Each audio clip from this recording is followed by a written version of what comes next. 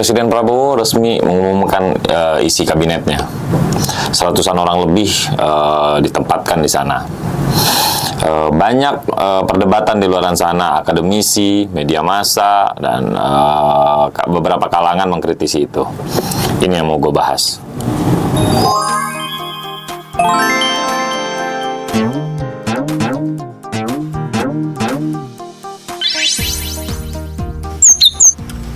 Welcome back to Siasat Channel. Halo teman-teman semuanya, balik lagi sama gue Heru. Seperti biasa, di konten ini kita bakal komentarin isu-isu yang sedang ramai belakangan ini. Apa aja sih? Yang pasti gue mau ngomongin masalah kabinet merah putih. Kabinet yang baru saja dibentuk oleh Bapak Prabowo Subianto pada tanggal 20 Oktober kemarin.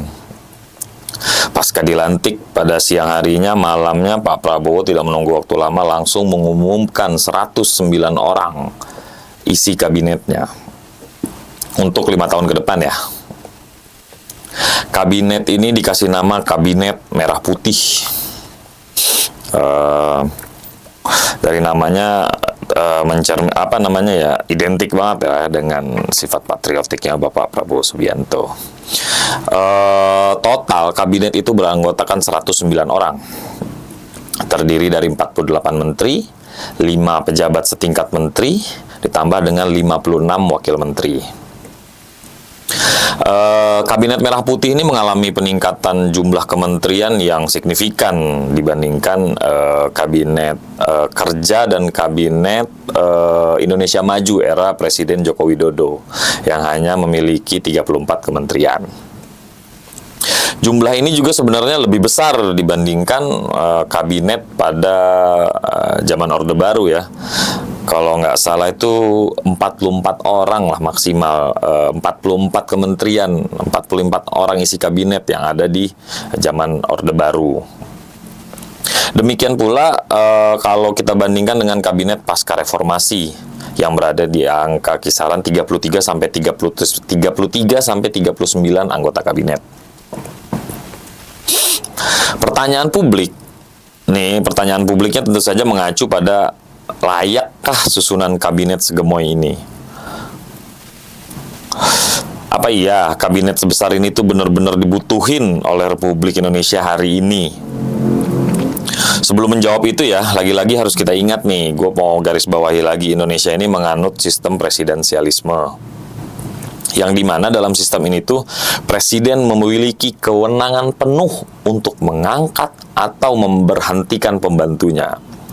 Dalam konteks ini menteri adalah pembantu presiden ya. Hal ini tuh diatur oleh konstitusi yang termuat dalam Undang-Undang Dasar 1945 pasal 17 tentang Kementerian Negara. Di sana disebutkan bahwa presiden dibantu menteri dan presiden berhak mengangkat atau memberhentikan menteri, dan pembentukan atau pengubahan dan pembubaran kementerian diatur oleh undang-undang. Sehingga secara aturan bernegara harusnya sih sah-sah saja yang dilakukan oleh Presiden Prabowo. Clear ya di sininya ya, maksud gua. Kabinet gemoy yang dibentuk oleh pemerintahan Prabowo Gibran ini sebenarnya bukan fenomena baru dalam sejarah Republik ini. Pada masa pemerintahan Orde Lama misalnya, Presiden Soekarno tuh pernah membentuk kabinet 100 menteri. Yang secara resmi waktu itu disebut Kabinet Dwi Kora. Pada Kabinet Dwi Kora I, Soekarno itu melibatkan 110 menteri yang bertugas kurang lebih 2 tahun dari tahun 1964 hingga 1966. Tugas kabinet ini tuh kemudian dilanjutkan oleh Kabinet Dwi Kora II yang hanya berjalan singkat lah ya, cuman dari 24 Februari 1966 hingga 28 Maret 1966. Bahkan Kabinet Dwi Kora II itu mencatatkan jumlah menteri terbanyak tuh dalam sejarah Indonesia. Totalnya kalau nggak salah gue ya, 132 orang jumlah total kabinetnya Dwi Kora II tadi. Lalu jumlah menteri pada Kabinet Dwi Kora III yang bertugas pada 28 Maret 1966 hingga 25 Juli 1966 pada akhirnya menyusut, tinggal 79 orang aja dari 132 tadi. Jadi apa yang dilakukan oleh Pak Prabowo ini sebenarnya menurut gue bukan hal baru lah ya, bukan pertama dalam sejarah kita. Dan menurut gua salah satu alasan kenapa Pak Prabowo membentuk kabinet sebesar ini itu adalah demi persatuan nasional. Karena saya ingin membentuk pemerintahan persatuan nasional yang kuat. Apa alat ukurnya, apa indikatornya? Menurut gue itu tercermin ya dari nama kabinetnya. Yang pertama, nama kabinet itu kabinet merah putih. Lalu indikator kedua, terlihat ini representasi persatuan nasional. Karena kabinet itu diisi dari kalau secara persentase ya, porsi-porsinya, kalau porsi politisi dari berbagai partai itu kurang lebih 55,5%. Lalu diisi oleh profesional teknokrat sebesar 15,8%. Kemudian kalangan TNI Polri 8,3%, pengusaha 7,4%, akademisi 5,6%, tokoh agama 4,6%, dan selebritas 2,8%. Persatuan nasional itu kalau menurut Presiden Prabowo diperlukan karena bangsa kita ini sangat besar ya. Dengan luas ini kurang lebih benua, kalau misalnya coba di apple to apple kan, bangsa kita ini besarnya itu kurang lebih seluas benua Eropa loh. Kalau dipikir rasional, alasannya sebenarnya masuk akal. Ditambah lagi harus mengurusi kurang lebih 280 juta orang dengan beragam suku, etnis, agama, golongan politik, sampai dengan bahasa yang kompleksitasnya menurut gue sangat tinggi banget. Misalnya kita ambil contoh bidang perekonomian yang masalahnya sangat rumit, mulai dari bagaimana meningkatkan pertumbuhan ekonomi, menambah pendapatan negara, hingga meningkatkan kesejahteraan rakyat. Dari urusan pajak, investasi, UMKM, koperasi, banyak banget yang harus diurus. Lalu urusan pangan rakyat. Apakah hanya dengan satu kementerian, lalu kemudian bisa mencapai target swasembada pangan atau ketahanan pangan yang dijanjikan oleh Pak Prabowo?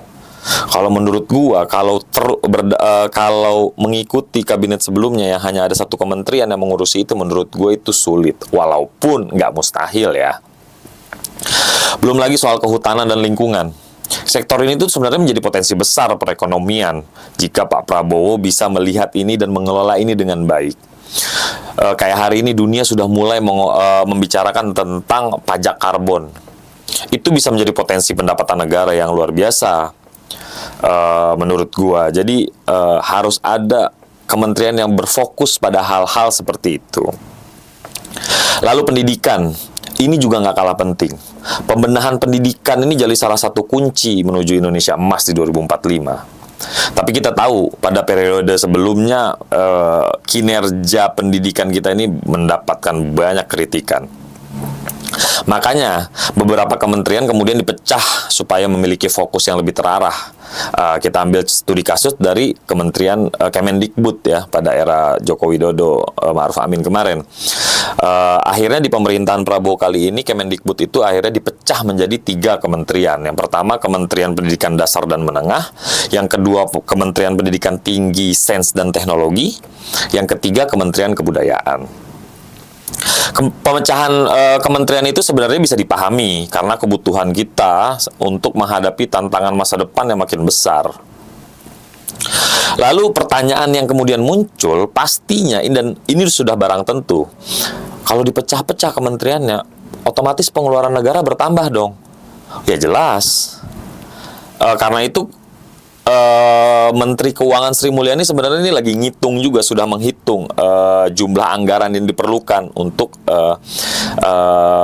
gaji dan tunjangan menteri-menteri karena penambahan nomenklatur yang luar biasa, yang lumayan ya, dari 34 menjadi hampir 52 kementerian, 53 kementerian. Oke, kita coba hitung kasar. Gaji pokok menteri itu kurang lebih 18 juta, hampir 19 juta. Tunjangannya kurang lebih 125 juta. Jadi total take home pay-nya menteri itu per bulan itu kurang lebih 145 juta. Jadi menurut perhitungan lembaga riset ya, lembaga risetnya di sini Celios, potensi pembekakan anggaran kita itu kurang lebih 1,95 triliun selama 5 tahun ke depan. Akibat koalisi gemuk ini ya. Namun angka itu menurut gue masih terlalu kecil kalau kita bandingkan sama APBN kita yang mencapai 3 ribuan triliun lah. Itu ya kalau secara persentase hanya sepersekian persen lah. Sehingga kalau kita lihat dari hitung-hitungan cost benefitnya kayaknya sih masih worth it. Jadi kalau gue sih kita tunggu aja kinerja dari kabinet Merah Putih Prabowo Gibran ini. Alat ukurnya kan sederhana, kita bisa lihat di 100 hari pertama, di 1 tahun pertama. Pasti nantinya apabila ada yang tidak maksimal, ada adjustment yang dilakukan oleh Bapak Prabowo Subianto sebagai Presiden Republik Indonesia. Nah, dari segi kita sebagai masyarakat sipil, kita juga menurut gue tetap harus kritis agar kemudian tujuan dari pemecahan kementerian, penambahan kementerian tadi untuk mewujudkan Indonesia maju dan sejahtera itu bisa terwujud. Gitulah kira-kira. Kalau menurut kalian gimana? Kalau ada yang mau bertanya atau ada yang mau menambahkan, silakan di kolom komentar. Dan jangan lupa juga follow dan subscribe YouTube kita dan follow akun sosial media kita. Jangan lupa bunyikan loncengnya dan ciao.